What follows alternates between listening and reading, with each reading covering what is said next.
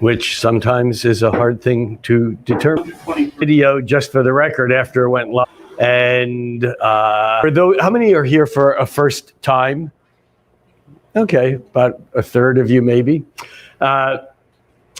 For those of you who are regulars, you know that one of the things that I've been talking about a lot and often is the Uranus-Pluto trine that is coming up. It's already within, as we astrologers say, within orb, but it is, hold on, let me make my phone go away so that I don't have to interrupt this broadcast to answer any phone calls. Hang on 1 second here, and it is now quieted. That Uranus and Pluto are already, as we astrologers say, within orb, meaning that they are coming together into a trine, which is 1/3 of a circle. And astrology, which is largely based upon sacred geometry, says that when you have, you're supposed to tell me things like this. For those of you online, hang on a second. We're obviously working something out here. I'm not sure what it is. Your audio on YouTube just disappeared. Testing. We're testing again.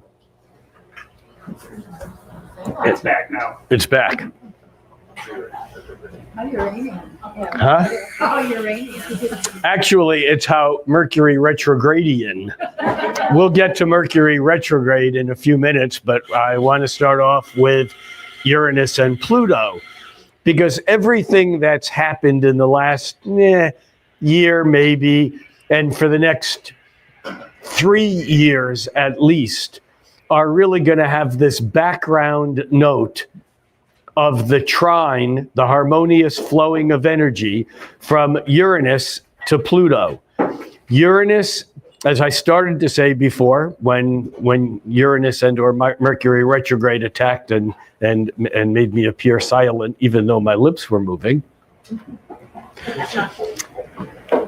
that Uranus is an 84-year cycle, which means that since there are 12 signs in the zodiac, Uranus spends about 7 years in each sign.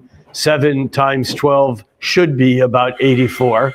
I don't have a calculator in front of me, and that means that Uranus, having changed signs last month, moving from Taurus, where it had been for the previous 7 years, and tipping into Gemini, and it's really August will be the first full month with Uranus in Gemini. But the thing to remember is that all the real planets, I say real meaning not the sun and the moon, because we astrologers use the word planet to mean, in the Greek sense, planeta, that which wanders. Anything that's a wanderer that moves through the sky is considered a planet. But the real planets, the Mercury, Venus, Mars, Jupiter, Saturn, Uranus, Neptune, Pluto, and even the asteroids and other Plutonian-like objects like Eris, and NASA tracks about 250,000 named objects that are going around the sun, as crazy as that is. Uranus, however, takes 84 years to go around the sun, spends about 7 years in each sign, and the energy or the archetype of each planet remains the same. Uranus, some people say that Uranus should have been named Prometheus, because Uranus is really rebellious. Uranus is invention. It's the future. Uranus is related to the unexpected. It releases tension wherever it is. Remember, Prometheus stole fire from the gods and brought it to humanity. And Uranus is a bit unpredictable. Lightning strikes to relieve tension. And Uranus often creates or corresponds with events that seem to relieve tension, even when we didn't know there was tension there. So Uranus, sometimes called the Great Awakener, because when lightning strikes, it's like the light bulb goes on. Idea, boom. Uranus, something happens. We become aware of something we weren't aware of prior. Uranus, the Great Awakener, the rebellious planet, the radical planet. Uranus is the planet of unexpected change. Uranus is the planet of sudden release of energy, like lightning. So Uranus for 7 years has been in Taurus. Do we have any Taurus or Taurus moons or Taurus rising or people who like Tauruses or, you know? Taurus is the primal earth sign. It's like, think of granite. You know, it's not going to move unless it has to. Granite doesn't flow easily like water. Oh, it can if it's heated up enough and it'll flow like lava. But Taurus is about stability. It's about determination. Taurus is also that which we can perceive with our five senses. So Taurus is sensible. It's down to earth. It's things that we can touch or taste or smell or feel or see. This is the material realm. Taurus has to do with those things which are solid.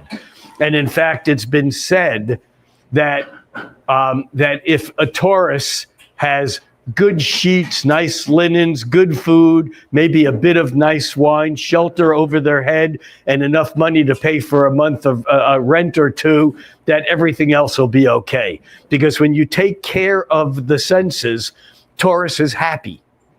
So Taurus is about that kind of down-to-earth simplicity. But Taurus doesn't change real easily because it's solid. Uranus in Taurus has been complicated because Uranus likes to stir things up and make change. But in Taurus, it hasn't really been able to make changes as easily as it would like. Uranus moved into Gemini last month. And in Gemini is about energy that flows. Gemini is the sign that has to do with making connections. It's a mercurial sign, and we'll talk more about that in a bit when we talk about Mercury retrograde. But Gemini has to do with making connections. It has to do with being adaptable. Gemini is changeable. When you see a kite being bounced around in the winds, but staying up, or even a bird flying, that's Gemini energy. It's easy and breezy, and it can adapt to whatever the change of wind or the change of environment is. So Uranus has a great deal of affection to being in Gemini because it can make change really quickly. Now, I don't know about you here, but I've been getting both from the internet and from people I know that in the past few weeks, everyone's saying, my God, I thought things were already going fast. And all of a sudden things have like speeded up another notch. It's like we found another gear on the Porsche that we didn't know was there. And all of a sudden it's like the information overload is rather intense. I think of the old Star Trek where it would say, you know, to the navigator, open all channels of communication.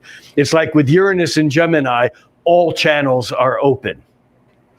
Okay, that in itself would be important. And remember, once every 84 years, Uranus moves into Gemini. When Uranus moves into Gemini, there's often dramatic change from things that have been kind of frozen with Uranus and Taurus prior to that. The last couple of times Uranus moved from Taurus into Gemini were at the time of the American Revolution in the 1770s. Uranus moved from Taurus into Gemini and, you know, things began to happen. Matter of fact, the United States chart, the birth chart of the United States for July 4th, 1776, has Uranus in Gemini. Change.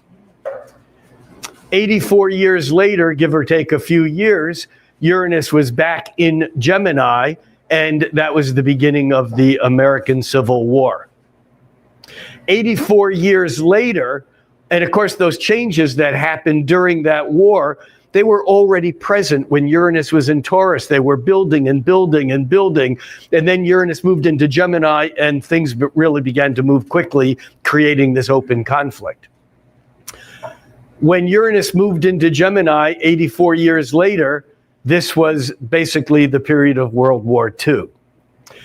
Now, Again, the events that created World War II didn't just happen when Uranus moved into Gemini, but there has been a lot of talk on the internet, in the astrosphere, in the astrolosphere, I don't know what you would call that, the astrology community online, that be prepared for war, because every time Uranus goes into Gemini, America is at war. Okay. There's a lot of fear-mongering that happens not only on planet Earth in general, but in the world of astrology. Astrologers tend to really, this is the only time this has ever happened, and the last times this has happened, if it has happened before, was not good. So be careful. All right, well, here's the deal with that. America has been at war pretty much nonstop for the last 150 years. I mean, let's call it the way it is. Now, I'm not saying that the Civil War and World War II weren't more extraordinary, but there were little things like the War of 1812, sometimes people call it the Second War with England, things like the Spanish-American War, like the war in Vietnam, like the Korean War, and et cetera, et cetera, et cetera. Does Uranus moving into Gemini mean that America will be at war again? Well, it means that the conflicts that have been building will likely be more observable. But what is war? Previously, war has always been, going back a few centuries, war was always a one-on-one combat, even if there were tens or hundreds of thousands of people involved. It was your sword versus my sword. And then we developed projectiles, and we began to remove ourselves from the direct physical contact. But here's the thing. We are at war, and the war that is beginning to come to a heightened crescendo is an information war. Now, that does not mean, this is double negative intended, this does not mean that there will be no physical ramifications. However, that's not the real focus of what's going on. The real focus of what's going on, okay, you baristas, cool it. You're distracting me. Thank you. Sorry about that. Thanks. What's really going on right now is a battle for who's in control of what we might call the metaphysical realms of humanity. And let's be clear, we'll cycle back to this in a few minutes too, that the metaphysical reality is what creates the physical reality, not the other way around. Basic modern Western science has a few things, they have a lot of things that they've offered to us that have been really cool, like computers and cell phones and cameras and all kinds of things like that. But they have some very basic things wrong. And one of the things they have wrong is that biological evolution created a nervous system that became so complex that we developed awareness. Whereas ancient traditions tell us, and it seems to be we are rediscovering, that it's exactly the other way around. That consciousness has created the reality in which we live, and that something precedes thought that precedes the physical actions or physical reality. Now, having said that, we are in a state where the war and actually much of our lives has shifted or is continuing to shift from the physical, three-dimensional Taurus world of, what you see is what you get, the world of solid things, into the realization that all things that are solid are illusion, something that many of the indigenous teachings from around the world have been telling us or have been teaching for thousands of years, and that is that the three-dimensional world, what Hindus call Maya, it's a veil of illusion that prevents us from seeing what's really there, which is really hyper, what's the word I'm looking for? Very high frequency electromagnetic impulses interacting with each other in a vibratory nature. Everything that exists is vibration. As close, let me do this another way.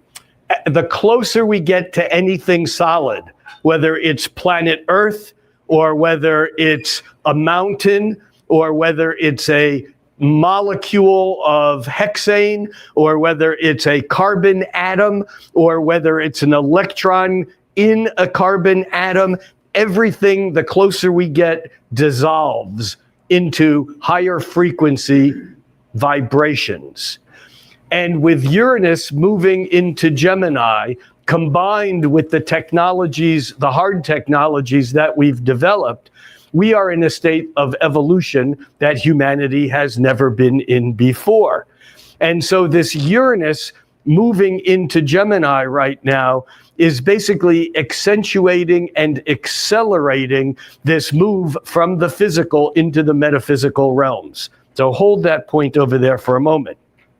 Because remember, Uranus moves into Gemini every 84 years, but it's never moved into Gemini before when we've had devices sitting on our desks that are vibrating at 4 billion cycles a second. That would be 4 gigahertz billion. And a lot of our desk and phones, transmit in the gigahertz range of frequencies. Those are billions of cycles a second. And so we are in a different envelope of reality than we've ever been in before.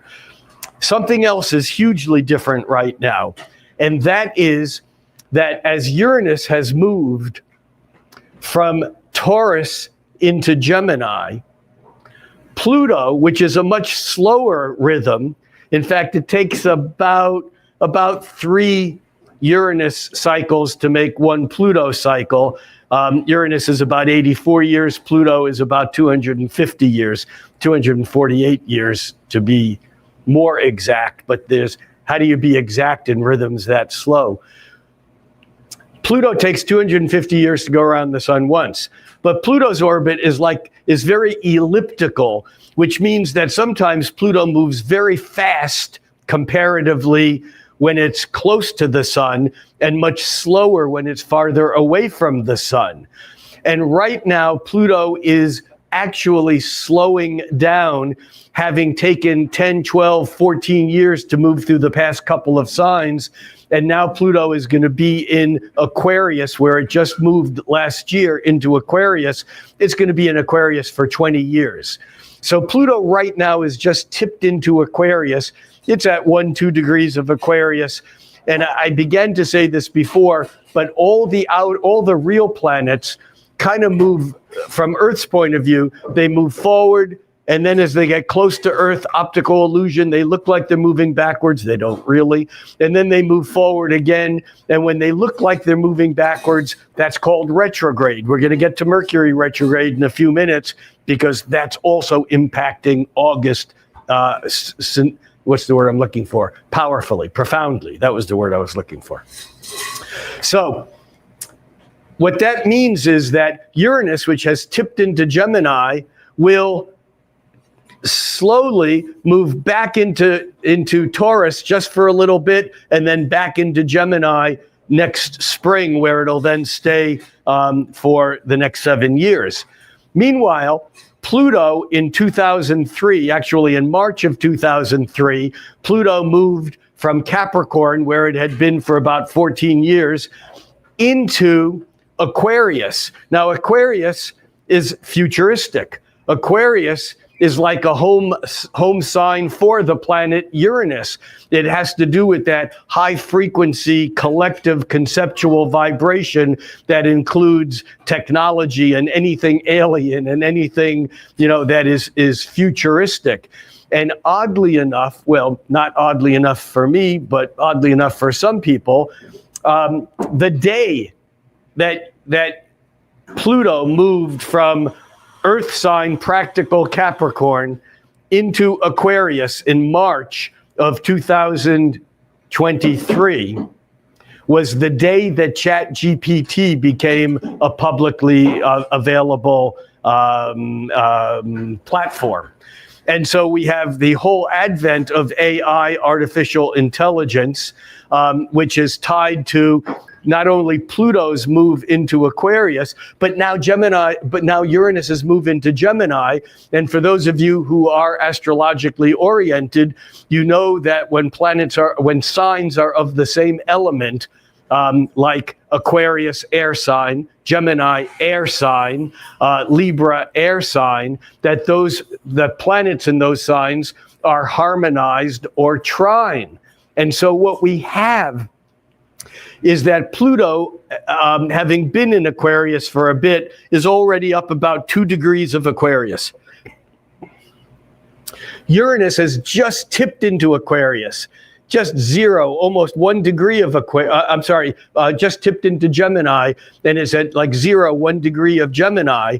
And so it's about a degree away from being exactly trine to Pluto. Uranus, the planet of sudden change, revolution, shock, awe, surprise, unexpected release of energy, future, is harmonizing and flowing energy with Pluto, known as the Lord of the Underworld. Okay, now here we have to do a very short segue about the movement of depth psychology that was kind of created by Sigmund Freud and then kind of pushed another notch deeper and wider by Carl Jung and a whole cadre of depth psychologists, because it's Jung's torchbearer, who passed away just a couple of years ago, James Hillman, who wrote this brilliant book called The Dream and the Underworld, wherein he makes the point that underworld is actually mythologically everything to do with everything that is unconscious. That Pluto, as the Lord of the underworld, basically that really is a metaphor for everything that's not here, not now, not on the surface, that is unconscious. And of course, our brain, which many people think is the source of our intelligence, is actually a filtering mechanism that filters out all the noise so that we can concentrate on that which is conscious, so that we can maneuver around in the three-dimensional world. So we have Uranus, the awakener, the shock, the surprise, the technology of the future, harmonizing with the planet that brings up the deepest hidden, repressed, and suppressed urges, and you have to realize also, and I know some of you have heard me talk about this before, that when these outer planets make rhythms with each other, they become the background architecture for the development of humanity itself. And the key book for any of you who want to geek out on this is a book called Cosmos and Psyche. I see several people nodding, of course. Cosmos and Psyche, written by PhD psychologist Richard Tarnas, who actually was a student and a friend of James Hillman. And Rick Tarnas was also the program director at Esalen during the 70s, and then became the co-director with Stan Grof, another depth psychologist, medical doctor, who did incredible work into the workings of the unconscious mind, along with his work before he came to the United States in psychedelic therapy, and then developing breathing techniques to go to those altered places of consciousness. But the book Cosmos and Psyche is an encyclopedic deep dive into the intellectual history of the West tied to these outer planet rhythms. When two planets line up in the same place, that's the beginning of any cycle. Once a month, we have the lining up of the moon with the sun. And the lunar calendar would say that would be the first day. Well, when you can see the new moon, just a day or so after the actual new moon, you can see the crescent. That actually is the beginning of the new lunar month. And so our calendar, we still, although we've shifted to a solar calendar, we still hold the idea of a month being a moon cycle, even though it's 30, 31 days rather than the 27, 28 days. So when two outer planets align, that's the beginning point of these larger cycles. The last time that Uranus lined up with Neptune. This was in the summer of 64 and 65, 1964, 65. All quote unquote real astrologers know that the 60s was a cultural artifact of the Uranus-Pluto conjunction, because the deep bacchanalian hidden repressed urges like revolutionary lightning striking came to the surface. And it wasn't just in the United States where there was anti-war and sex, drugs, rock and roll, and and the hippie movement and all of that, but there were deep, profound changes all through Europe, in China, in Indonesia, in Mexico City had some of the largest student rebellions on the planet during that same period of time. These changes are architectonic to the history of humanity itself. In fact, the first hard aspect, meaning stressful, creating manifestation in the three-dimensional world, after the 1960s with the Uranus-Pluto cycle, was in 2010 to 2015, when Uranus and Pluto were now 90 degrees from one another. They'd both moved forward, but Uranus was moving faster than Pluto, and so they made a 90-degree angle. Actually, because of the Earth's perspective, they made 5 exact squares between 2012 and 2015.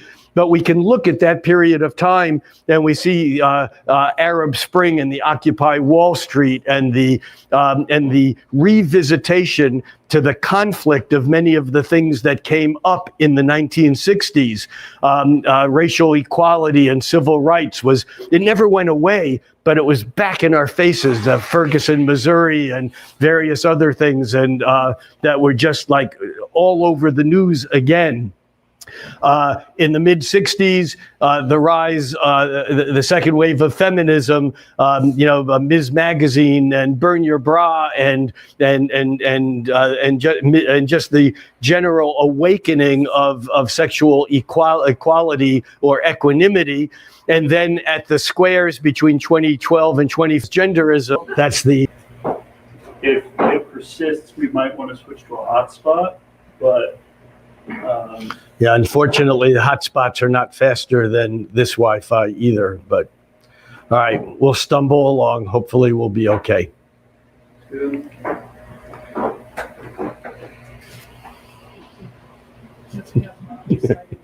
All right.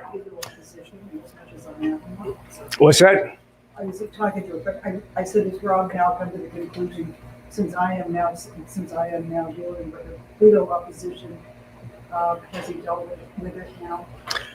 The question is about a personal chart, or anyone's personal chart, where Pluto is halfway around, which 100 years ago, 50 years ago was impossible, because Pluto is a 250-year cycle, which would mean halfway around is 125 years. But because Pluto is moving so quickly, time is speeded up for us, and we're getting a lot more from these various transits than we have had historically in the past, century or so. I was actually talking to Karen. I didn't know you were back on again. I apologize for interrupting. We had talked about Rob Hand's book, where he says, we're not going to move on. That's right. So, yeah. So there is a book called Planets in Transit written by Rob Hand, where he, in the late 60s, wrote this book and said that Pluto opposed Pluto, you don't have to write about, because no one will live long enough. But, that is not true anymore. I'm here to prove that. Okay, so where I want to go with this is that the opening square, whether it's an opening square from Uranus to Pluto, like we had in the 2012 to 2015 was when it was exact, but really 2008, 9, all the way through 2018, 19, that whole period of time is dominated by this 90-degree angle, the square between the planet of shock, surprise, awe, and the deepest psychological hidden stuff that is in the underworld, so to speak. By the time we get to 2024, 5, 6, 7, 8, because Pluto is at the beginning of Aquarius and faster moving, and it's been there now on and off for about a year and a half or two. Uranus, faster moving, just tipped into Aquarius. I'm sorry, it just tipped into Gemini, will move back into Taurus, and then by next summer will move into Gemini even further, and by next summer it will make the first of 5 exact forward, retrograde,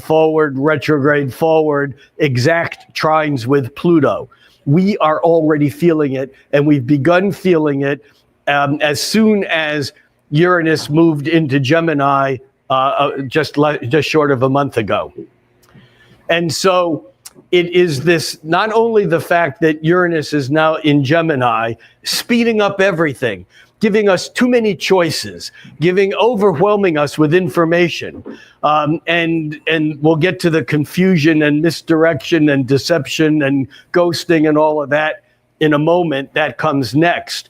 But right now, we're just at the point where we need to understand that over the next several years, there's going to be a flow and a harmonizing of the Uranian futuristic shock, awe, surprise, radical, revolutionary, forward-moving energy, along with Pluto, which is really not just the planet of the Lord of the underworld, but it's also associated with death.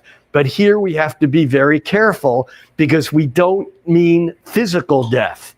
We mean any form of death. Now you say, what the hell does that mean? The hell word there is an important one. And I think of William Blake, English mystic poet, who wanted on his gravestone, William Blake, born 1757, died many times since. That's what we mean by death. Every time someone says no to you, every time there's a disappointment, you don't get a job, someone you like doesn't like you, something happens that you feel some sort of loss, any of these things are all confrontations with Pluto, because Pluto takes from us something that was part of what our life was, and yet we still are not dead, we are reborn. And I don't necessarily mean that in a Christian sense, but there is something about being reincarnated without being disincarnated. Because unlike our predecessors, our ancestors, we actually live many lifetimes within a life, or at least many people do, where there's actual distinct differences of where we are and what we are doing, where we live geographically, what country we live in, who we associate with, what work we do, and so on. Now, so Pluto actually represents death, like a caterpillar becoming a butterfly. The Latin word, a Greek word, I think, is metamorphosis. Pluto is the planet of transformation. Transformation, which means the form actually has to die in order for a new form to take place. And I also just had the thought here as I was talking of Buckminster Fuller, who used to say, old systems don't end because we see what's wrong with them. They end because better systems come into being. And so there's this whole idea of transformation being, it's almost like you don't get an end without a beginning. This is part of the law of nature, of cycles, you know, that things go round and there is no beginning or ending. There are just points of transformation. So we are right now here in August of 2025 at a point where Uranus and Pluto are both in air signs. They are trine, and they are trine within a degree of exactness, but they don't get exact because Pluto has already turned retrograde, and then Uranus is going to turn retrograde, and it won't be until next July when we get the first exact trine that will be with us through 2026, 27, and into 2028. There's a third piece in this that is absolutely important to all of this, and that is two planets we haven't talked about, but again, outer planets, and those are the planets of Saturn and Neptune. Saturn, for thousands of years, was considered the end of the road. It was the farthest out planet we could perceive. In fact, it was just known by humanity that Saturn was the end. Saturn was the Grim Reaper. Saturn was Father Time. Saturn was Kronos. Saturn was death.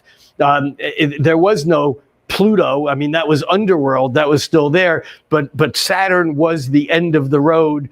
And if you lived a Saturn cycle, 30 years, 29 and a half years actually, but we'll just round off to 30. If you lived 30 years, you were already wise. You were old and wise. If you lived 2 Saturn cycles into your 60s, you were already then, magically wise. If you were a man or a crone, there was some, if you were a woman, there's the wisdom that you attained from those cycles. But there was nothing out past Saturn except the fixed stars, and they didn't move until Uranus was discovered. And that was a shock, because if you were alive, in the late 1700s when Uranus was discovered and you were paying attention, it was like mind-blowing that all of a sudden the local real estate of things that went around the sun tripled. Wow. All right. So we have Saturn, which is associated with the rules, with the laws, with authority, with status quo. Saturn is sometimes considered the taskmaster. Saturn is the planet that has to do with what we call reality, or what we actually refer to now as three-dimensional reality, because science has taken us beyond our sense organs and investigates areas of universe which are invisible, which we cannot perceive with our 5 senses. But Saturn is basically, cause and effect, karma. It's you get what you deserve. Saturn is usually not fun, because usually we're fuck-ups and we don't deserve the best things. And so Saturn has a little bit of a bad rap. In fact, in Hindu and Vedic astrology called Jyotish, Saturn is not a pleasant planet, because Saturn basically makes people pay for their errors. Incidentally, the old proverb, if you break a mirror, you have 7 years of bad luck. Everything astrologically happens at the 90-degree angle. That's the maximum stress. Like Uranus was squaring Pluto in 2012 to 2015. That's the stress of what it was that was created back at the conjunction in the mid-60s. So if Saturn takes 28, 29 years, 30 years to go around once, that 90-degree angle happens at about 7.5 years. And it's said that material things in our body replace, even though the knots, the forms stay the same, that the cells actually replenish in about 7 years. And so that idea of breaking a mirror, if you do something bad, it takes 7 years for it to really run through the system in its entirety. Saturn is authority. It's Saturn. It's like gravity. It's the law. It's, what's that saying? Gravity. It's not just a good idea. It's the law. Okay. So Neptune, which was discovered in the 1860s, also out past Uranus, out past Saturn, Neptune became associated with deception. In fact, when it was discovered, when all of the outer planets were discovered, each one was considered to be the worst thing ever, until they were integrated. And then it was like, oh, wow, Pluto isn't just death, it's transformation, Uranus isn't just catastrophe, it's brilliant breakthrough. So Neptune, which was considered to be the planet of illusion, psychosis, misdirection. I said illusion. There was another word I was looking for there. It's basically about being deceived. However, as we learned to assimilate this new archetype, we began to realize that Neptune is also the illusion of seeing things that look like they're real as being the only thing that's real. That Neptune is actually the planet associated with spirituality, with imagination. You see, Saturn doesn't allow for imagination unless you can make it real. Neptune says, doesn't matter. Anything you can think, anything you can dream, anything you can imagine is okay, because Neptune is out past Saturn's realm and therefore doesn't have to answer to the three-dimensional world. Now here's where it gets tricky, because in February of next year, February of 2026, Saturn, which takes, again, 29 and a half years to go around once, Uranus takes about 165 years, which means that Saturn goes around once in just under 30 years, then it takes a few years to catch up to Neptune. About every 36 years, Saturn and Neptune align, like a new moon, but it only does it once every 36 years. It's doing that on February 20th of next year. Through July and August, they are so close together that they are within a quarter of a degree of being in the same place. But both Saturn and Neptune have already just turned retrograde, which means that that quarter of a degree will begin to widen to 1 to 2 to 3 degrees. Then they'll turn direct. And then in next February, they'll come together exactly, which they do every 36 years. But going back at least 4,000 to 5,000 years, they've never done it in the way that they're doing it this time for two different reasons. One is that in astrology, all cycles begin at 0 degrees of Aries. That's the vernal equinox in the northern hemisphere. It's reset every year as the 0 point of everything that starts. And that 0 point of Aries is considered so important that in some schools of astrology, 0 degrees of Aries is mapped on your horoscope as if it was a planet. Saturn is joining up with Neptune on February 20th at 0 degrees of Aries. No astrologer can tell you what this means for sure, because we've never seen it before. This is one case in which this is really true. But it even goes beyond that, because as it lines up at 0 degrees of Aries, very quickly Saturn will go to 1, 2, 3, 4 degrees of Aries, and then Neptune, a little bit slower behind it, will do the same thing, while Uranus is going through 2, 3, 4 degrees of Gemini, and Pluto is going through 2, 3, 4 degrees of Aquarius, meaning that the Saturn and Neptune conjunction that's almost happening right now is happening at a point that's exactly in the middle of this trine between Uranus and Pluto. And I'll put this up in a moment so you can see what it looks like, because what that really means is that Saturn and Neptune are sextiling. That's 1/6 of a circle, a half of a trine to Pluto on one side, and 1/6 of a circle, a sextile, a half of a trine to Uranus on the other side, meaning that that Saturn and Neptune conjunction is almost like a mediator between this flow of energy. So what is Saturn and Neptune together? Well, it's very simple. Saturn is the planet of reality, and Neptune is the planet of there is no reality.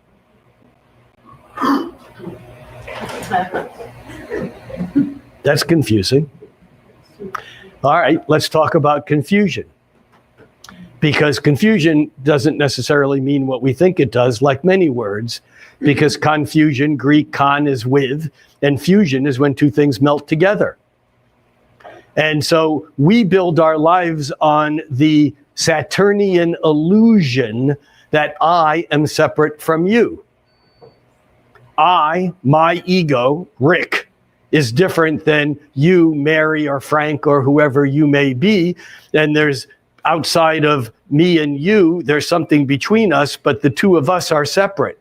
That's the Saturnian illusion, whereas the spiritual Neptune sense of imagination says that I am you as you are me, as we are all together, goo goo goo joob. Because love or spiritual awakening or compassion melts those arbitrary boundaries. And if something happens to you, it's happening to me also. This is Neptune's realm. The problem when the barrier or boundary between me and you disintegrates, when Saturn's hard edge melts, the problem is the ego don't like that shit. Because the ego needs separateness, because Freud 101, the ego's job is for me to survive. I have an ego. The United States of America has an ego. Afghanistan has an ego. Every culture, every nation, every group has some sense of its separateness from everything else. And its ego basically is about survival. So when Saturn and Neptune come together, it is very confusing because we don't know what's real anymore. And now we come into this whole use of this from a standpoint of propaganda and reality curation, especially on the internet. It doesn't matter what you think. Well, maybe it does. But regardless of what you think on any and or all issues, you don't have a fucking clue. Why? Because our realities are based upon curated feedback mechanisms that basically feed back to us what we already know or what we already believe. Now, this has always happened within communities and cultures and religions and nation states, but now it happens on Instagram and Facebook and TikTok and wherever else you might, get your news. In fact, even on cable TV and network TV, we can still basically feed back to ourselves what we think is real. And so this conjunction of Saturn and Neptune is at once both confusing and upsetting, and because we don't know what's real, we don't know what to believe. And even if we believe it, there's this underlying sense of maybe what we're believing, maybe we're missing something, maybe there's more here. And this is happening, and it's tied to this much larger trine between Uranus and Pluto. So that's the short version of why these times, and now particularly July and August of this summer, are so significant, because Uranus now has, for the first time, moved back into Gemini, where it's picking up on that trine to Pluto, and the Saturn-Neptune conjunction are picking up on the sextiles to Pluto on one side and to Uranus on the other. So it's hard to realize that what is going on right now is partly illusion, and that between now and next summer, and really for the next couple of years, what we do or what we don't do will determine how reality settles into this trine, where it will be basically flowing and locked into the way it is. But the way it is right now is not necessarily the way it will be in a year and a half or 2 or 3. But if we, and I mean we meaning humanity, go back to sleep, I think of that Rumi poem that is, it's morning time, you can hear people going up and down the street, do not go back to sleep. The light is entering the blah, blah, blah, blah, do not go back to sleep. I wish I could do it in exactness, but I can't. But the point is that it's real easy for us to be so overwhelmed and so confused and so ghosted and so uncertain of or certain that we have no power and no ability to change the big things that are going on, that we go back to sleep. And that's exactly what the bigger game being played is trying to make us do. So all I can say at this point is, regardless of how confused, dazed, rattled, uncertain, overwhelmed, misdirected, ghosted, cheated, depressed you may feel, do not go back to sleep. Because what we do and what we don't do now will, in fact, take over and determine what will happen over the years to come. All right. How are we doing? All right. Now, retrograde. So, planets don't actually move backwards. We know that.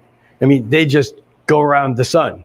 If you were standing on the sun, which I always have to say, don't do it. You know, I don't recommend doing that. It's not a healthy thing to do. But if you were standing on the sun, the planets would be going around in a relatively constant motion. However, we're on Earth going around the sun also, and when planets get closer to Earth in their cycles, an optical illusion occurs that makes it look like they're going backwards. You know, it's like if you put your hand close to you, and then you go from one eye to the other, kind of thinking that's like how a planet moves. It looks like reality is shifting the wrong way. And it's just like, I mean, it's like if you stand with like a flagpole in front of you and you look at reality and you walk this way, it looks like everything's moving backwards. And when planets get closer to Earth, they look like they're going backwards against the backdrop of the stars that don't move. That's what retrograde motion is. Now, in ancient astrology, traditional astrology, whether it comes from the Hellenistic Greek period, whether it comes from the Indian Vedic period, a planet that's retrograde is considered to be, how to say this nicely, a bummer. It's not considered to be an easy thing. And in fact, it's often associated with complications and difficulties and things that get in the way of progress. And in each of the planets that go retrograde, which would be Mercury and Venus and Mars and Jupiter and Saturn and Uranus and Chiron and Neptune and Pluto, they all have their retrograde phases. Mercury, because it moves so fast around the sun, catches up with the Earth 3 times every year, which means that Mercury, as it catches up to Earth, comes between the Earth and the sun, it goes retrograde 3 times a year for about 3 weeks. So Mercury is the planet that goes retrograde most often. But it's not the planet that stays retrograde the most often, because the outer planets move so slowly that they typically, outer planets meaning Jupiter, Saturn, Uranus, Neptune, Pluto, that they go retrograde once a year for about 4 to 5 months. But they're moving so slowly that it's harder to see. It's imagine Pluto moving like this over a year, and then it goes retrograde. And then it moves like that over a year, and then it goes retrograde. It's moving so slowly. It's like being in an 18-wheeler, you know, like a Mack truck, or in England a lorry, but a big thing going like a quarter of a mile an hour, and then going in reverse. You could almost barely tell that you're moving and then going in reverse. Now, get in your Corvette, because Mercury is the fastest moving of all the planets. And now imagine you're going 40 or 50 miles an hour, you slam on the brakes and you throw it into reverse, you're gonna know it. This is why we know that Mercury retrograde is more perceptible, because the change of its speed can be shocking. Mercury turns retrograde 3 times a year, and it turned, I think I have the date in front of me, but maybe not. It turned retrograde on July 17th. Incidentally, on July 17th, Network Solutions, which is the top level naming company on the internet in the world, and it's the top level email server provider for all the other, a lot of the other server farms, basically all come back to Network Solutions. Retrograde Network Solutions email servers went down for about 4 hours. In fact, the largest 2 regional internet outages over the past 20 years happened on the day that Mercury turned retrograde. I'm not here to say that Mercury retrogrades are nothing, but I am here to say that they are not bad. In fact, planetary energies are neither good nor bad. It's what they do and how we react to them. It's been said that karma is not what happens to you, it's how you react to how you respond to what happens to you. In fact, I remember hearing this wonderful Tibetan teacher many years ago when, the question was something about, is it fate or free will? And he said, well, imagine you're walking down the street and it's a beautiful sunny day and you're whistling and everything's good. And you see some guys doing some brickwork on a building in front of you. And they are also like having fun and you smile and whatever. And you walk along and as you take a step forward, one of them knocks a brick off and it lands on your foot and it breaks your foot. And you immediately are in pain and you look up and you tell, hey guys, be careful, and you're yelling at them, but because of the angle, they can't hear you. And now you're getting angrier and you yell louder. And finally, you're so pissed off at them, you step back about 10 steps to get the right angle and yell at them, and a truck comes down the street and runs you over and kills you. Is that fate or free will? And this Rinpoche said, the brick landing on your foot was an act of fate, but your death was an act of free will. So planets are like radio stations. They're just frequency vibrators. Mercury vibrates basically 4 cycles a year. Pluto vibrates 4 cycles a millennium. But they're frequencies. They're like radio stations. And when they're closer to Earth, they're louder. And when they get really close to Earth, they get really loud. Now, Mercury, as I'm sure some of you know, is the planet that has to do with intellectual, mental interactions, communications, thought. It's Hermes. It's in the Norse tradition, it's the runes, it's the languaging, it's communication. In fact, the word mercantile, this trade back and forth, anything that has give and take to it, a me and you, and interaction, these are all mercurial kind of things.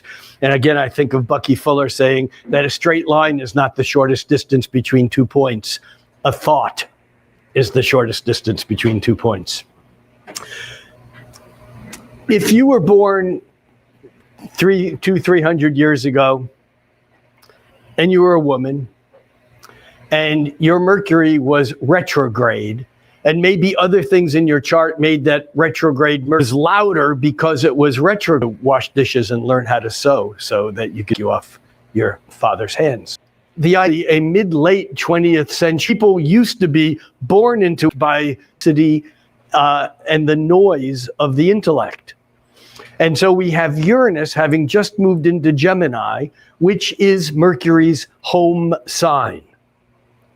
Mercury is in Leo, and it's been in Leo for July, and it's retrograde now. It reached mid-Leo. It turned retrograde the end of July 17th, I think I said, and it turns direct on. It turned retrograde on July 17th, and it turns direct on August 11th. When it turns, and so during this period of time, Mercury is really close to Earth, and it's in Leo. Leo is a bold and proud and big and kind of upfront, self-expressive sign. Mercury in Leo wants to say something that expresses itself. And so, therefore, that retrograde in Mercury in Leo is going to be rather intense. And when Mercury turns direct on August 11th, as it begins to look like it's moving forward, it's going to go, okay, remember the Pluto thing of direct, retrograde, direct, retrograde, direct, retrograde. Okay, now here's Mercury, direct, retrograde, direct, Do you see the difference? And so every planet's going to go over an area and then retrograde back over it and then go through it a third and final time. The origin of 3 strikes and you're out. I mean, aside from baseball, things in our lives often happen in threes because planets will go direct and make a contact with some point in your chart, go retrograde, make that same contact again a week, a month, 6 months later, and then go direct a third and final time, and the event will kind of play on through. So what this means is that let's say you are a Leo and let's say you were born at the first part of Leo, meaning that the sun in your chart is between 4 and 15 degrees of Leo, kind of like the beginning of Leo. Or the beginning of any fixed sign, meaning opposite sign Aquarius, or the other fixed signs, Taurus and Scorpio. What that means is that Mercury will make a contact with the sun in your chart, and it may be and it'll make that contact back and forward. It goes kind of our tide and kind of time loop to make visible that we're not just always the same area of the sky, and the harder we push forward, the more things can mess up. And instead, the benefit of take a deep breath and to begin to incorporate and to use that time to reconsider, review, to rework, to all this. And there was one, see what we're doing, yeah, and okay. So for those who know, day by at the charts on, and it's what to versus Gemini. It's really all the it's got your low showers off to the rainy that weather for you. Don't your face. None of the humans over on you. It's good. Necessary. What's duck? We okay? Okay. Still All right.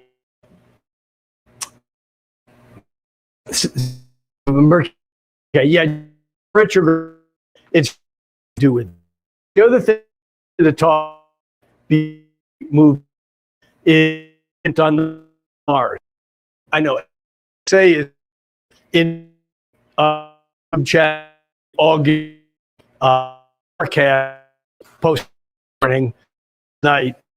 Basically, the day and down Mars talk a little bit much eyes that takes a to be said is crazy from it to figure out what this that is kept really could quite Mars grade path. It was planet that had to rely exact grade Mars side of but and it's almost go around close to travel the same for about times Mars the move turns for a half month where we can stay fine an extent of time so that great confused Mars and right now in of Mars, Virgo and Libra on I have date might have had a but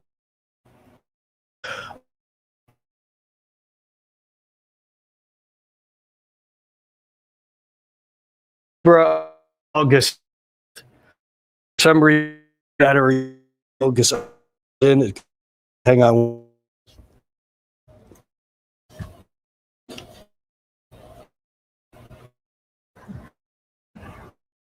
So enters 6.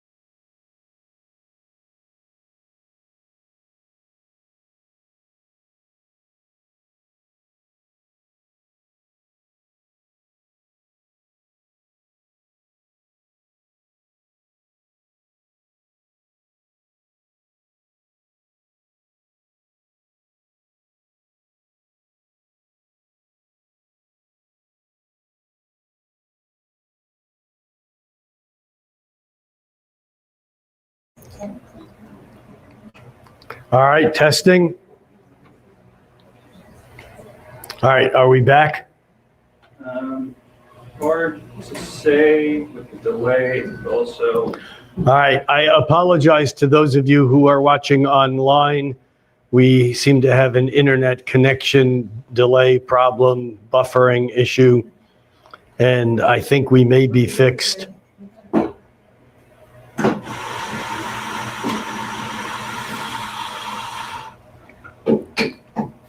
Actually, while we're fixing that, I'm going to share my screen so that we can.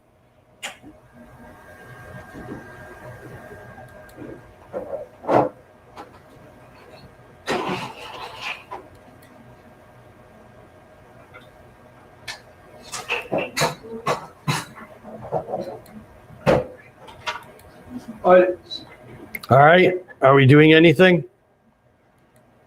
Yeah, the audio is working now, your video is frozen.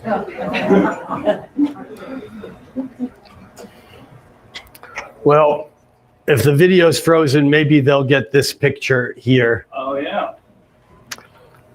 That should be coming through on YouTube now. It works, yeah, the video, you fixed the video somehow doing that. Okay.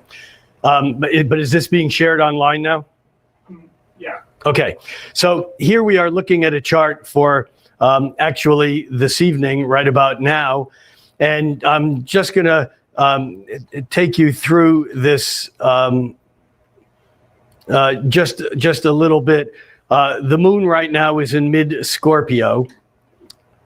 But the things that I want to point out that we've already talked about is that Pluto is at 2 degrees of Aquarius. I'm going to just round all these off. I'm not going to mention the minutes. Pluto is at 2 degrees of Aquarius. And Uranus is at, well, I said I'm not going to mention minutes, but it's 0 degrees, 57 minutes, 60 minutes in a degree, like 60 minutes in an hour. So Uranus is at just about 1 degree of Gemini. So we can see this blue line that's connecting Uranus and Pluto. That's the trine that I was talking about earlier. That's the Uranus at 0 Gemini trining Pluto at 2 degrees of Aquarius. And here we have the conjunction of Saturn and Neptune, both at 1 degree of Aries, but they're both retrograding. So they will both retrograde back into Pisces. And then next January and February, Neptune and then Saturn will move back into Aries, and they'll line up at 0 degrees of Aries next February. So this little triangle right here is what I was talking about earlier. We also have Mercury at 8 degrees of Leo, having just retrograded back over the sun over the last day or two. Mercury came between the Earth and the sun. And the Latin, or actually Arabic word for that is a kazimi, which really means in the heart of the sun. And so Mercury was lined up or in the heart of the sun, but Mercury is retrograding, and it'll retrograde back to about 4 degrees, and then it'll head direct. And I'll show you this. I'll animate this here in just a moment. The thing I want to focus on, though, for a moment is Mars at 27 degrees of Virgo, because over the next several days, Mars will move from Virgo into Libra. And I'm going to take out some of these extra lines here just so that you're not distracted by them. Hold on. Let me go aspected points, and I want to go Mars, Pluto, Uranus, Saturn, and Neptune. Mars, Pluto, Uranus, Saturn, and Neptune. Okay. So what I want you to see here is that as Mars moves from Virgo into Libra, it's going to, when it reaches Libra on August 6th, it's going to be exactly trining Uranus. And then over the next couple of days, it will then be exactly opposite Saturn and Neptune and exactly trine Pluto. So I'm going to move this a day at a time and just watch that Mars and watch these lines get thicker, because the lines get thicker as the aspect gets closer and closer to being exact. So here's August. Whoop, I did that a month at a time. Sorry about that. Oh, Jesus, come on. Stop it. That's called runaway time. Proof for the physicists that time can move backwards. Okay, let's. All right, so now we're going a day at a time. Sorry about that. So here's August 1st. Here's August 2nd. Here's August 3rd. Here's August 4th. Mars is now at almost 29 degrees of Virgo. Here's August 5th. And here on August 6th, you can see that Mars is at 0 degrees of Libra. Did you see how that worked a day at a time? And you can see now how Mars is making a grand trine, that's an equilateral triangle, with the Uranus and Pluto, which is not exact and won't be exact until next summer because those planets move really slowly. But Mars is coming right into that. And as it comes into that exact grand trine, it's also moving opposite Saturn and Neptune. Now, astrologers might recognize this as what configuration? Kite. It's a kite. It looks like a kite. And a grand trine is like energy that flows around in a circle. I call it closed circuit TV. It means that the energy of Mars looking for that balance in Libra, the diplomatic, the make it nice energy. Mars is at home in Aries. Libra is as far away from Aries as Mars can get in Libra. And so Mars is not necessarily fighting. It's in Venus's sign. Mars wants to be the peaceful warrior. But it does that only when it sees all sides of an issue. If it's only focusing on one side, it'll go into denial and fight. But Mars in Libra is harmonizing with this regeneration, reincarnation, transformational, unconscious expression of Pluto in the community and future-oriented sign of Aquarius. And that's flowing with the radical revolutionary energy of Uranus. This pattern and the halfway point with Saturn and Neptune there will build all through next year. But in a grand trine, the energy is closed with an opposition called a kite. It's like there's a way out. Unfortunately, the way out here is a combination of make it real and dream it. And so there is this ongoing dance that doesn't have a singular solution. On one hand, Neptune takes the reality of Saturn and makes it not so real. I mean, in the political spectrum, this is the authority, losing authority because there's misdirection, ghosting, lies, whatever. That's part of what happens.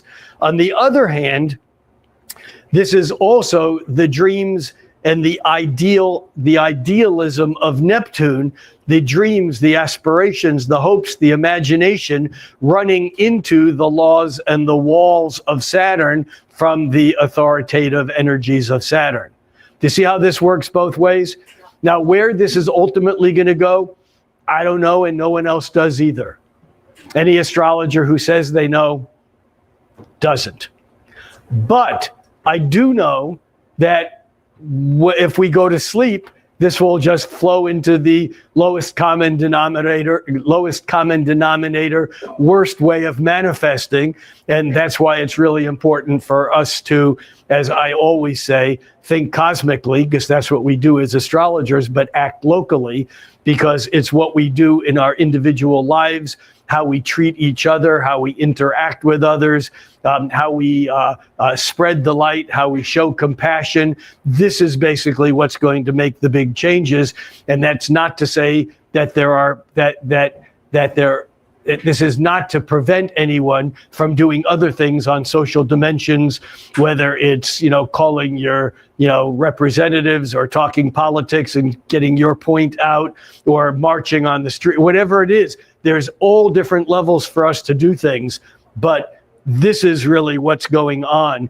And through August 6th, 7th, now here you can see that the Mars to Uranus is even closer. The moon comes around on the 7th into Aquarius and kind of comes into that picture. The 8th, look how thick those lines are. And then by the 9th, they'll begin to start to separate and begin to kind of get thinner and thinner until eventually they'll kind of almost go away, but they're going to come back later in the year with vengeance or with compassion. So that's basically the story of what we got going on right now. And I hope that was of interest and of use for understanding the bigger picture of things and why it's so important. My August forecast, I always put like a one-liner as a header, and in for the August forecast, it's let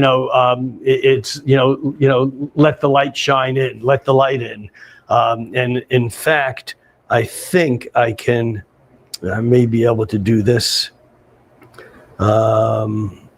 maybe not.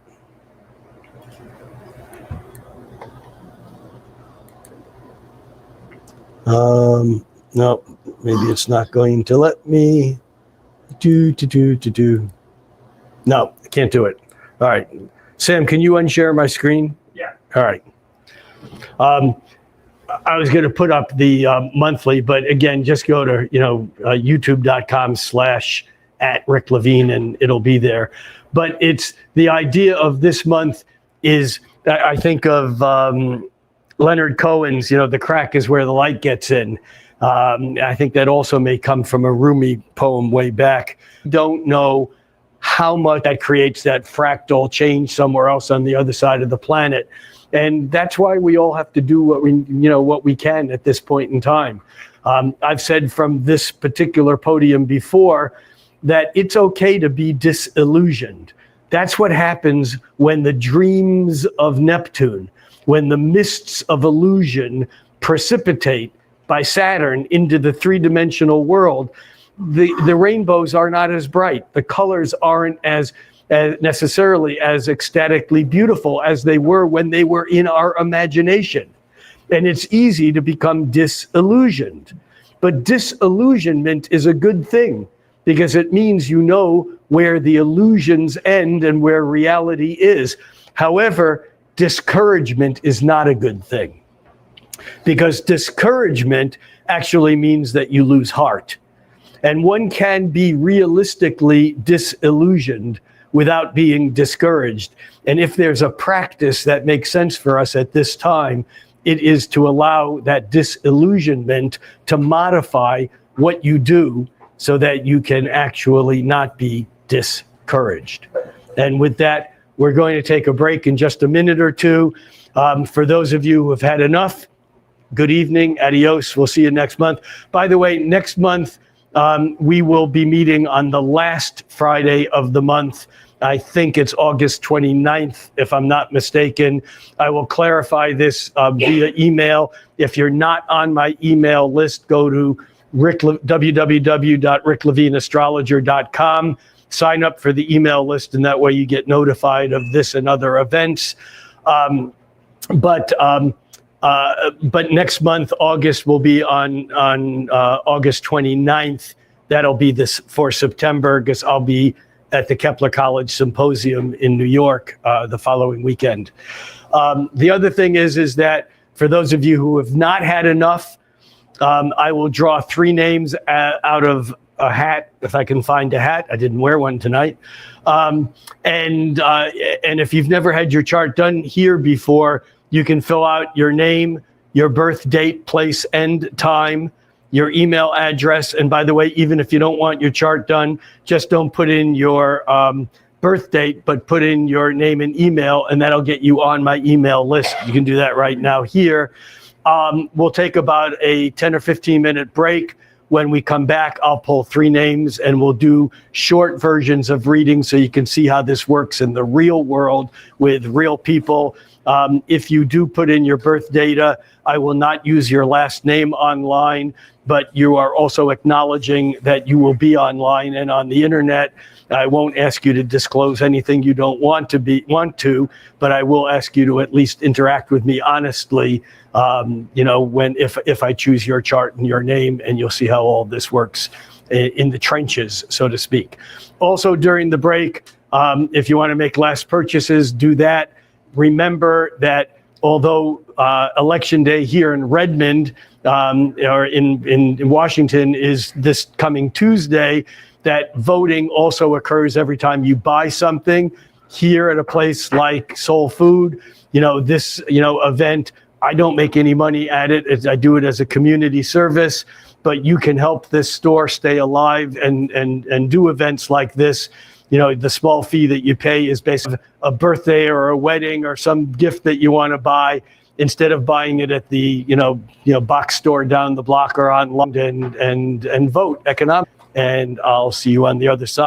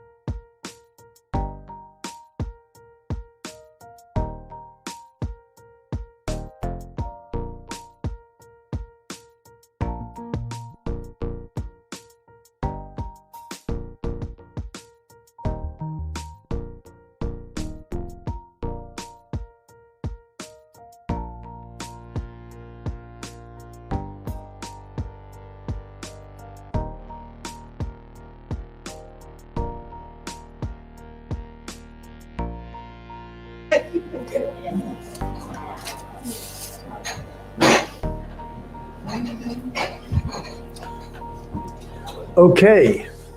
Okay, here are the real addicts. All right, I've chosen. Oh, am I back online? Yeah, for some reason the full screen view of you freezes a lot more, so I put you in the smaller one. Okay, well, but we're going to go to the chart view anyhow.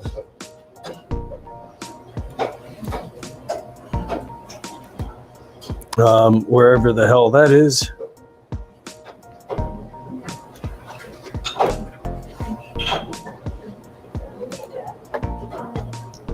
Okay, is this what's showing for everyone?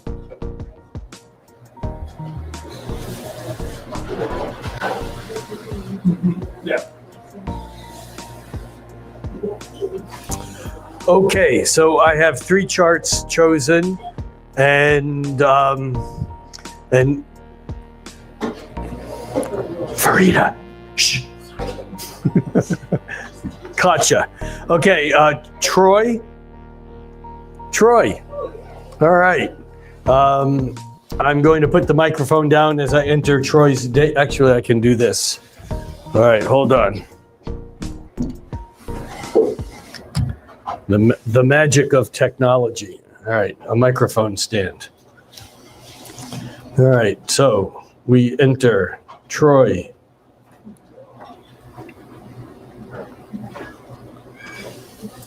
And that's a 5/14/71. And that is Middletown time, 9:01 a.m. 9:01 a.m. Did you say 5:14? No, 5:14. Thank you, whoever caught that. 5/14, May 14th. That's better. And that's going to be in Middletown, Ohio. Troy, what county? Butler.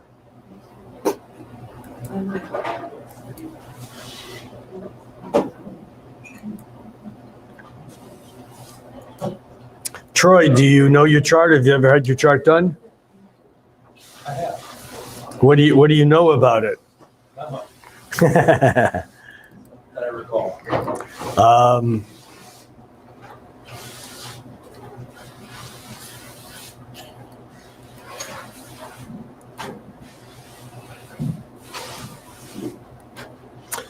Do you know that you have Cancer rising? Yeah. Good. You have Cancer rising. All right, next chart. No. When I look at a chart, I often, something jumps out at me, and I like to talk about what I see first. It's not always the most important thing, but it's just a way in. And the first thing that I noticed when I looked at your chart is that you have a bunch of planets in Aries. And then beyond that, I noticed that you are a Taurus, but you were born with Saturn lined up with your sun. Now, interestingly, I talked both about Taurus and Saturn earlier this evening. And so we have a little bit of a sense of what kind of Taurus you might be, because Saturn adds to the stability, to the reality, to the structure of the Taurus energy. My old buddy, partner in astrology, Jeff Jower, used to say, when the going gets tough, the Taurus goes to the couch with a sandwich. There's a sense of the security things are important, the things that are stabilizing. I like to think of Taurus as Newton's third law of motion, which is an object at rest tends to stay at rest unless acted on by an outside force, and an object in motion tends to stay in motion unless acted on by an outside force. In other words, if you're on the couch eating your sandwich, someone's not going to get you to go mow the lawn until you're done with the sandwich. On the other hand, if you're mowing the lawn and it's time for lunch, you'll be the one that says, let me finish what I'm doing before I come in for lunch, so to speak. This isn't always true, but it really does kind of symbolize the Taurian energy. And with Saturn lined up with the sun, I would imagine that there was some pretty strong conditioning early in your life of the shoulds and shouldn'ts, of the having to be responsible, to take charge, to be whatever you need to be, to make things happen. And interestingly enough, normally when you have planets in Taurus and planets in another earth sign like Capricorn, and you have your moon in Capricorn, normally we think Capricorn earth sign, Taurus earth sign, that's a harmonizing trine. A trine is 120 degrees. But if you have planets that are a bit wider than that trine, instead of 120 degrees, 135 degrees, they can still be in the same element, like your moon and your sun and Saturn are, except 135 degrees is a square plus a half square, a sesqui, 1.5 squares, sesqui square, which means that your moon in Capricorn, which really connects with your Saturn, because Saturn is at home in Capricorn, which gives me another sense of the kind of setting goals and accomplishing, mastering something to be proficient so that you have stability. I always think of the Capricorn as the person who's not just going to build their house, but it's going to figure out the most stable place to build that house, because you don't want to build it on shifting sand. You want to build it on some stable piece of granite, marble, mountain, whatever. And yet your moon at 11 degrees of Capricorn is a square and a half to your Taurus stuff, as is Uranus. And so there's something here about your moon square to Uranus, which is the part of your chart, or one part of the chart, that kind of makes you veritably crazy. And I don't mean clinically. I just mean you probably make other people crazy. Now, because there's that sense of the lightning striking, of the unique, a way that you might get a zap of wanting to do something this way or that way. Or the flip side of that is you become so stable that it's the people around you that need to strike the lightning instead of you. It's like on a good day, you're the lightning, and on a bad day, you got the lightning rod up and the lightning is aiming itself at you. But either way, this kind of stressful relationship between the part of you that I imagine is on some level uncomfortable with feelings because they're unreliable, they change, and yet has a unique way of wanting to find partnership in life in general. And I don't just mean, intimate or love or spousal relationships, but there's that sense of making that unique enough. But what's interesting is that somehow you take this destabilizing energy that may come from early childhood stuff around some sort of, deep emotional, psychological craziness at home, wounds, maybe some sort of, military or religious or something that in some way makes you want to rebel or revolt or kind of show your differentness in some way. And yet we can see that this red triangle with the moon and, brilliant breakthrough, other than, kind of like, I would say other than normal. That's not quite right. But it's the part of you that wants to be different. And in some way it's tied to the planets of Eris and Chiron, not traditional planets, but Chiron, the mentor, the teacher, the wounded healer who wants to teach others kind of to remedy their own pain on some level. And then Eris, who was the Mars's sister, who was known as the sower of discord, but she was a badass, but she was a badass with a higher purpose. And the higher purpose was to see who was being disenfranchised or not included, so that she would stir things up and then be able to include that which was not part of the original structure. And so that red triangle is really important, and the moon and Uranus as part of it, both are aimed with those orange lines at the at the sun and Saturn. And so in some ways it suggests to me that the what's the word I'm looking for? The overstated part of you that needs control and stability in some way is to keep the demons, from taking over everything. And yet there's a place where you go that's much deeper. You see that blue line that connects Pluto with the sun and Saturn. Pluto, again, the lord of the darkness, the deep, the shadow, the hidden. In some way, your ability to stabilize things goes to a place that's very profound and very deep, and probably has resources in whatever it is that you do that stabilizes everything in a way that is more than might meet the eye. And the question now is, who the hell are you? What do you do? Or did any of this make any sense? It does. It makes a lot of sense. I think that, profoundly accurate. For those of you online, and I'm not making this up because if I did, everyone here would yell at me. But Troy said that, yes, this was profoundly accurate.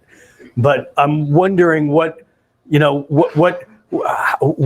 is the teacher, stabilizer, sensible part of you that is so reliable? And with the Cancer rising, I would imagine that some of that may go back to home and family and traditions of some sort. I don't know. Yeah. So, And that's just a guess. with my job as a technology manager, mentoring teams and the people on my team, but I think a lot of that also is with home with my wife Abby and our grandkids and our kids. So family is quite important. Yeah. And I would imagine on some level, whatever it is you do in the world of technology, I don't want to say it's not an interest, but your chart stands out a lot from what you do has to do with connecting with community in ways that create stability. In other words, it's almost like a sense of there's two ways of protecting your vulnerable parts. I don't mean those parts. I mean, one way is to create blockages and shields and walls. And I imagine on some level in the work world, people don't know you emotionally. They know that you're reliable and that you show up. But the other way is to master something out there that gives you enough stability. It's the metaphor of building the house on the stable mountain. And so the career in technology, in some way, I would imagine fulfills that for you. Yeah, and it's the social aspect of it, of working with the other people face to face. It's not necessarily the technology that. Right, that's what I was getting at. Yeah, it's not the widgets that like the. It's the social team aspect. So. And the other thing that I would want to say here or think about is the fact that going back maybe a couple of years ago, and I'm not going to do the exact date thing, but I talked earlier that Uranus is now just moved into Gemini, and Troy has the Sun and Saturn back at 23, 25 degrees of Gemini. So in my mind, I know that a couple of years ago, Uranus in the sky was moving over the point where your Sun and Saturn are, which would lead me to think that perhaps roughly a year or 2 years ago, there may have been some heightened instability in your life that came from some crazy direction that altered. It may be job related, it may be, family related, but something or things occurred that on some level you were going along this way, the lightning struck, and now you're going this way. And it may have given you a whole lot more freedom, even though it may have on another level been a bit disruptive. Was that a yes? That's a yes. Anything you want to share about it for us? And if not, that's okay. That's a health issue. Okay. Yeah. But a major, like, yeah, okay. And I would imagine now that Uranus is moving away from that, it's very likely that in fact will or has been settling down.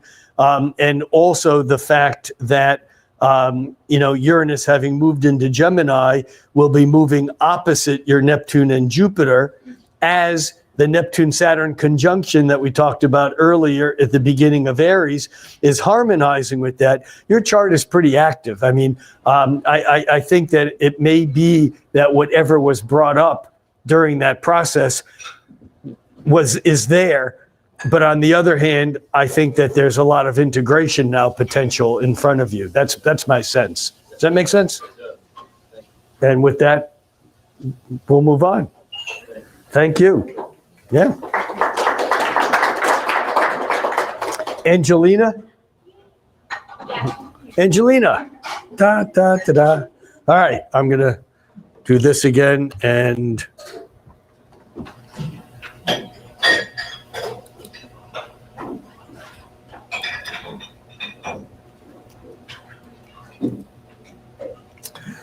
we have an April 20th, 83.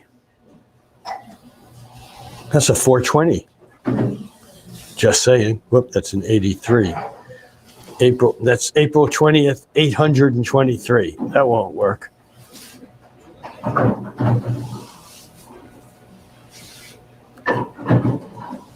That'll work.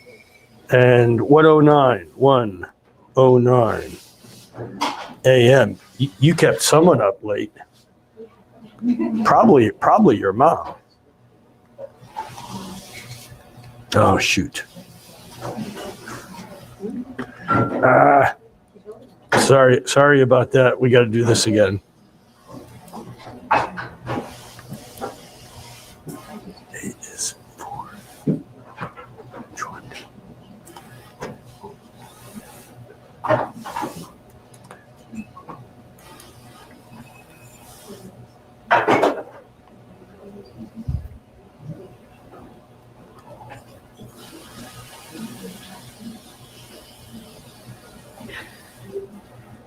Okay. And Angelina, have you had your chart done? Do you know your chart a little bit? Capricorn rising? Yeah. What's your favorite thing about your chart? I have 3 planets at 29 degrees. Angelina says her favorite thing about her chart is she has 3 planets at 29 degrees and 1 at 28 degrees. And that would be Neptune at 29 degrees of Sagittarius, the Sun at 29 3/4 of degrees. That's almost 15 minutes of arc away from 0 Taurus, 29 degrees of Aries, and the Moon at 29 degrees of Cancer. And not only is Pluto at 28 degrees of Libra, but Saturn at 1 degree of the next sign, their halfway point between the two of them is at 29 degrees also. And so what does that mean if you had to explain why you like that in your chart? What might you say? What I've heard is there's a lot of pressure to do what is needed in this lifetime to accomplish my goals. So Angelina says that what she's heard is that with planets at 29 degrees, sometimes referred to as the anaretic, not anorexic, but the anaretic degree, there's a kind of a pressure to get things done in this lifetime. It's like there's this sense of the chart being, pregnant with change. It's like everything is ready to change, but it's not yet. And there are some people who say that a planet at latter degrees of any sign means that the planet has gone through that sign and has gained experience, so that planets at the ends of signs are wiser. They have more accumulated understanding than a planet at a beginning of a sign. I'm not sure that that's always true, but there is a case that can be made for that. I do think the thing that's really important, though, is that when you have planets at latter degrees of a sign, it means that when there are any moving planets in the sky, transiting planets, that actually create the pressure for change, that they build up a long time. In other words, they reach that sign and they feel familiar, but it takes a long time for them to get to where they're going to line up with the planet in your chart, whether it's conjoined or opposite, oppose or square or whatever. But once the event happens, it's like it's over because it moves to the next sign. And even though it's still close, it's like things have changed. So it's almost like when things happen in your life in general, it's like once they happen, they're done. Whereas for someone with planets in the middle or at the beginning of the sign, it happens, but the energy somehow still lingers as the planet has to move through the rest of the sign. Does that make sense to you? So it's just another way of looking at that. Now, there's a lot of intensity in this chart. You look pretty kind of self-contained, as a Capricorn ascendant person might, because the Capricorn rising person, Capricorn Saturn ruled, it has the ability to modify responses based upon what it believes it needs to do in order to be successful at what it's doing. And so someone with, let's say, an Aries rising or Gemini rising might react with what they feel in that moment. Whereas with a Capricorn rising, whether you are an Aries or not, because Aries can certainly be impulsive, but there's a part of you that people might not spot that right away, because there's a part of you that has that ability to present a personality of self-containment or self-control. And I would imagine that you don't have as much self-control as people might think that you do.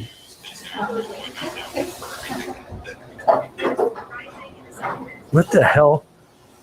My pocket started making noise. I mean, like political voices were coming out of my phone. That was very weird. Okay, so first of all, you are born with a very close sun-moon square, with the sun very closely opposite Saturn and Pluto. Now, this is similar but different to Troy, who was born with the sun lined up with Saturn. The authority is self-contained and part of what he is. In your chart, the authority is out there, and that's Saturn. And Pluto is that there's some intense craziness, I was going to say control crap going on that has to do with other people. Again, early in childhood, this is most often parental, but it certainly can be religious and or, somehow institutionalized. And I don't mean mental institution. I mean some sort of external institution control. And the moon in Cancer, and incidentally, I'm in Aries with the moon in Cancer also. My whole chart is very different, but the Aries sun is impulsive. I like to say Aries lives by ready, fire, aim. In that order. The Cancer moon is very apparently passive, but it's more patient. The Cancer moon says, I don't get mad, I get even. It's like a passive aggression sometimes, especially when connected up with the Aries stuff. But that Pluto opposition to the sun, Pluto, Saturn, I mean, in relationships, it's like you don't do relationships easily, I imagine. That they're complicated because you have more the question is who's in control. And in some ways, there may be early childhood issues of not wanting to allow other people to control you in the way that perhaps they either did or in the way that you saw them control other people, siblings, friends, parents, mom, dad, whatever. And yet it's interesting because Neptune in your chart is in some ways a release. It's also at 29 degrees like everything else. But Neptune, the planet of dreams, of imagination, in some ways is your way out of the dilemma of, do I act assertively, aggressively, or do I just, eat it for now and, deal with something later? And I would imagine that in your life, you always have a lot more going on. The solutions work in your dreams and your imagination, whether or not there would actually happen, whether or not they are what happens out there. Yes, no, maybe? Yeah, he's nodding yes, yeah. And that Saturn-Pluto conjunction, in some ways, that's like controlled fusion, or fission, maybe. I don't know. It's like Pluto is nuclear meltdown. And Saturn contains that. And so again, there's a lot more that's going on deeper than people might know until they get to know you and then kind of either confront or confronted or are confronted by or have to engage that part of you that is not just willing to just go to the dream and imagination and go with the flow. And then the other thing is that you're born with Jupiter lined up with Uranus. Uranus is that, that's the futuristic, the freedom, and with Jupiter there's like this doors open for you suddenly in very big ways. And yet Venus is opposite that. And so there's this ongoing tug of war between you wanting enough room to move. I like this, Venus in Gemini. I like this and I like that.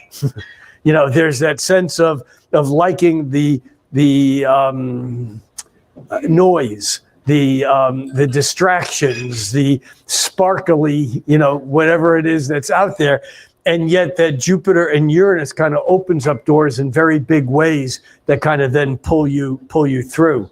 What kind of work do you do, or what? An executive assistant.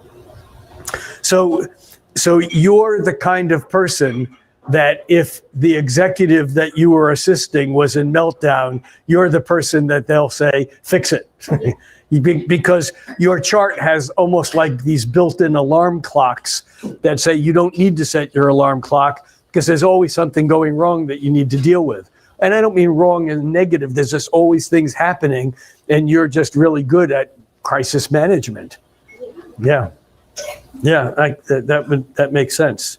I feel like I want to go into teaching English as a foreign language. Do you see that at all? Well, two things.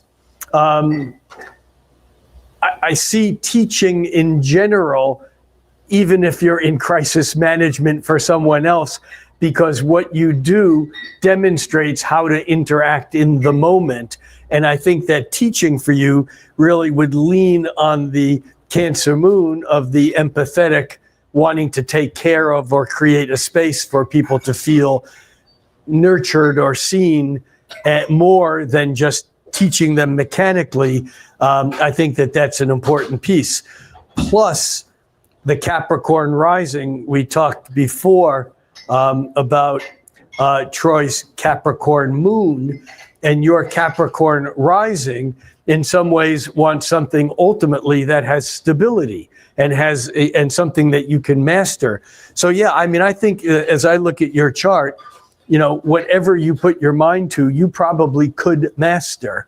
And I think the one thing that teaching might afford you, especially with the Venus in Gemini, is the love of all those different things. When I said I like this and that, and because when you're teaching, and especially teaching English as a second language or third or fourth or fifth, whatever, another language, you're working with people who you're opening those big doors for that I talked about earlier, and that's the Jupiter-Uranus.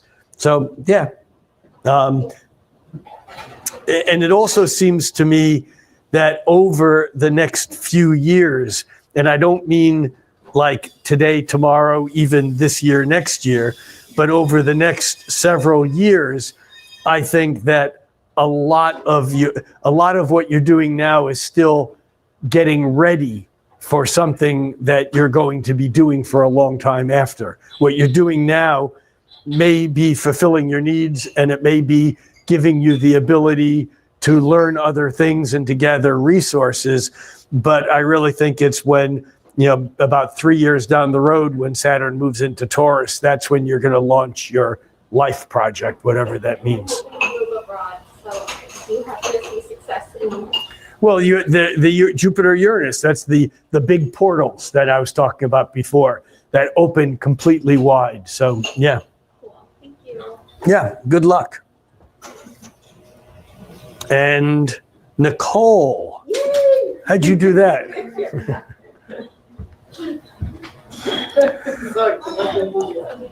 All right, Nicole.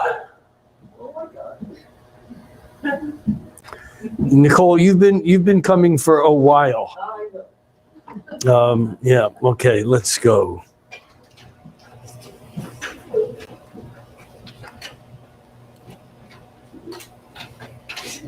10/1/77. October 1st, Oh, you do it better. sorry, October 1st, 1976. Yeah, that's what I have. Yeah, having taught in Europe, everyone else in the world does it the other way around. It would be 1/10 instead of 10/1. So, but that's right, October 1st. And 6:30 a.m.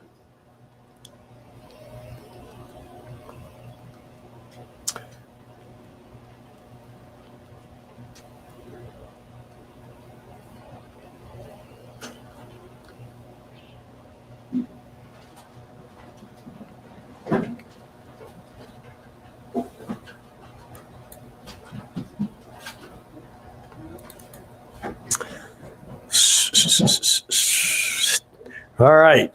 And you know your chart a little bit? Not so much, You have Libra rising? yes. Enough. All right. So the thing that jumps out for me is the fact that you were born, you're a Libra with the moon in Taurus, and both Libra and Taurus are both in both signs where Venus is at home. So Venus is going to be important in your chart, and your Venus is in Virgo. And so in some way that Venus is an important piece of who you are. And Venus is what we like. It's what we're attracted to. And Venus in Virgo is an interesting place because Virgo is very practical. Virgo is very earthy. Virgo is very effective and efficient, but Virgo is also fussy, and meaning that it likes things the way it likes things, and those things often have to be in the right order. I sometimes think of Venus and Virgo. What's that song from Fiddler on the Roof? List maker, matchmaker. Yeah, except the Venus and Virgo is list maker, make me a list. You know, it's what's okay, what's not okay. This is okay. That's really good. This is not good. That's all right. Now, how does that all balance out? And decisions are often made based upon what you like or don't like by how those, pros and cons balance out. And what's interesting about that is the fact that your sun is in Libra, and Libra is the sign of balance. That doesn't mean Libras are well balanced. It means that they seek balance or seek harmony. And in fact, Libra is ultimately the sign of relationship because it's opposite Aries, the first sign of the zodiac. Aries is I am, and then Aries in its opposite form is you are.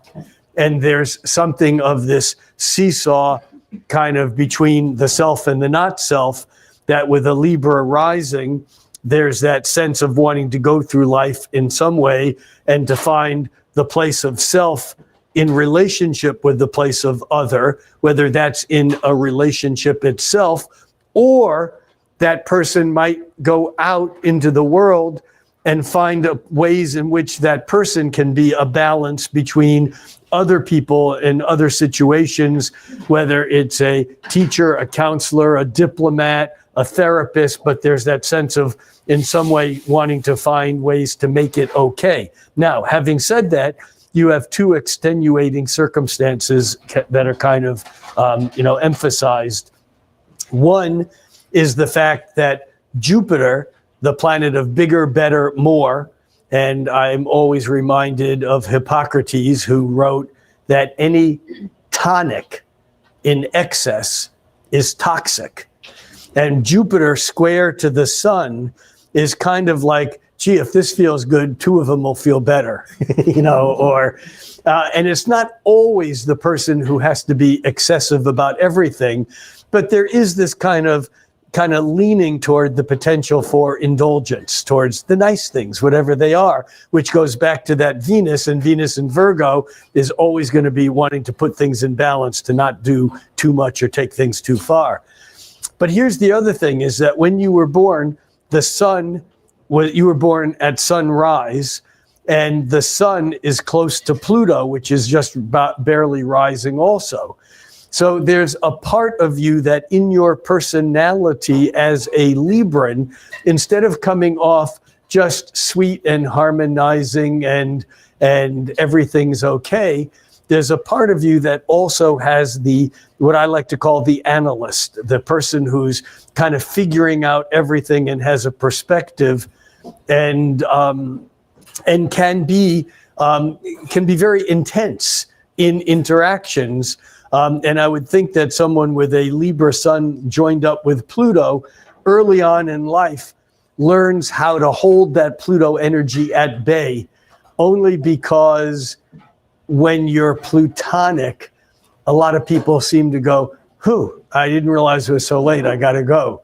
Because there's intensity that makes some people uncomfortable, especially because this is also very close to the nodal axis, the North Node in Libra, and the nodes are the place where the orbit of the moon around the Earth and the orbit of the Earth around the sun, where those orbits meet. And it's kind of like a karmic point, a point of that has to do in evolutionary astrology with reincarnation, past lives, genetics, family history, whatever. And with the North Node in Libra, it's almost like part of your calling in this life is to figure out how to use that intense personality in relationship rather than avoiding it.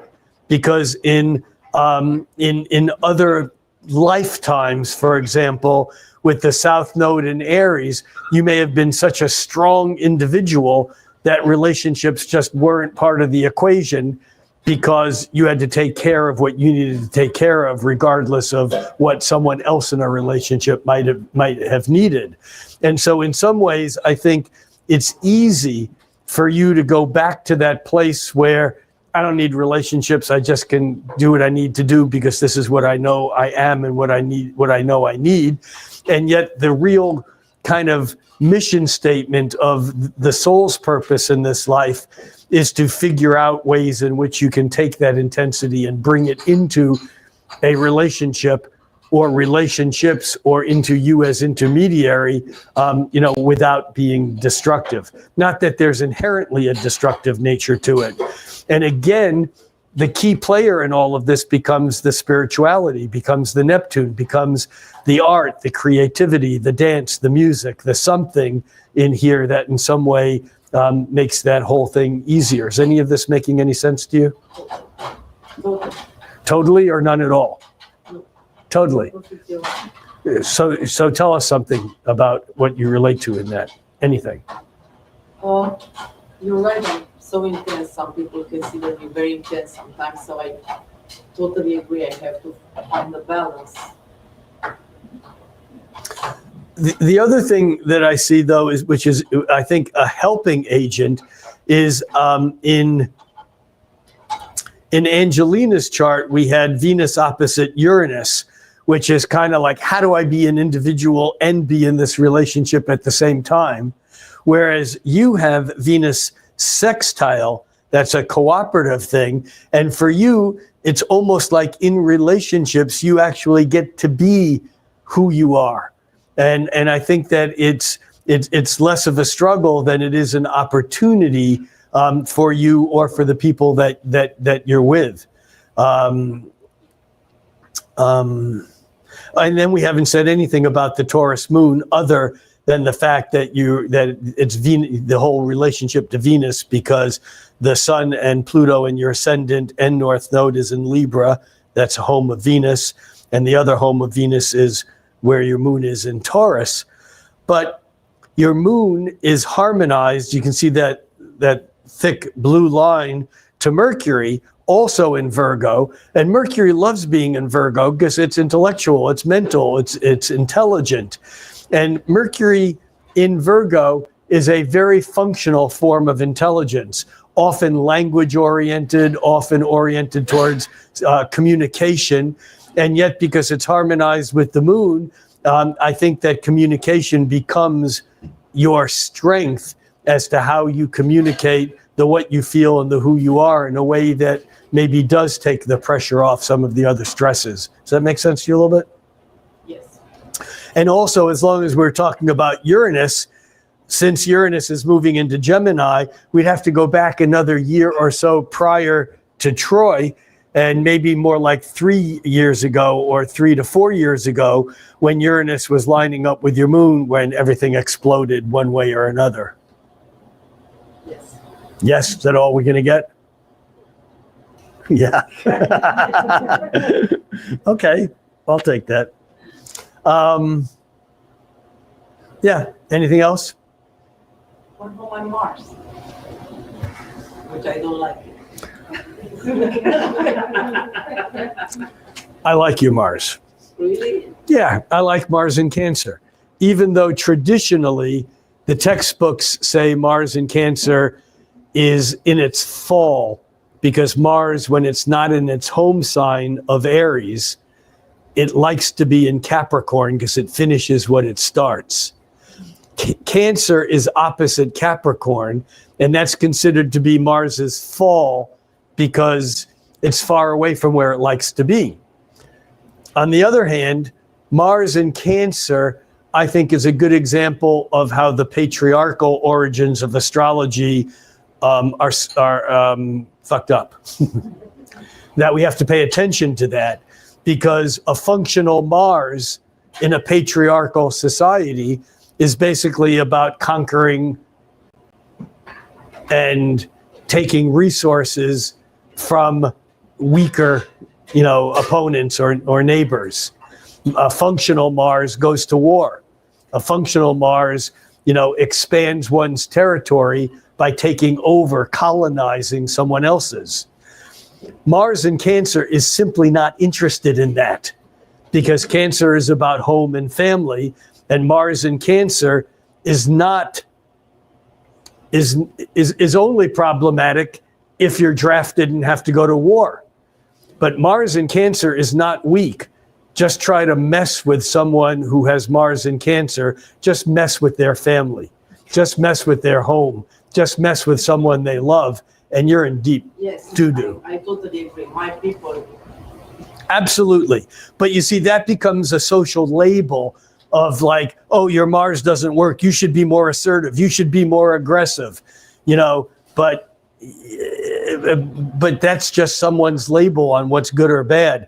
Mars and Jupiter, both in Cancer toward the top of your chart, though, in some way says that part of your strength is not necessarily rattling your saber or sword, but actually protecting those in your community or those you love or those you have loyalty, to, your friends and family, and that in some way what you do actually creates safe boundaries for others. I don't know if that makes any sense. What do you do when you're not here?